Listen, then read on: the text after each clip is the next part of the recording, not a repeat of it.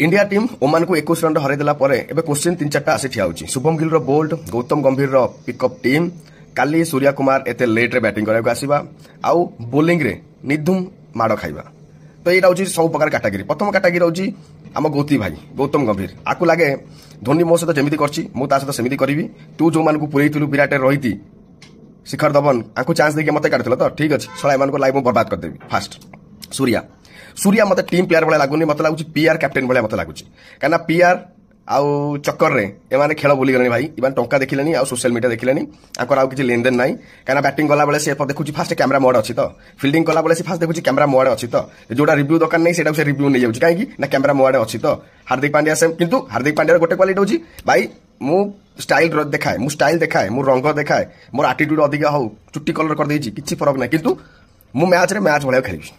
छपरी हार्दिक पांड्या कहि परिबनी काना मो परफॉर्मेंस केबे कम नाही।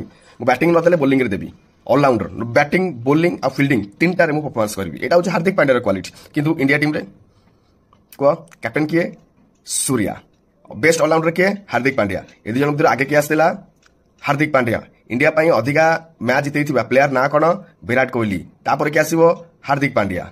कैप्टन किए सूर्या, मेंटर किए गौतम गंभीर। गेम किए खेलुची गौतम गंभीर, अन्य क्या सहित हार्दिक पांड्या।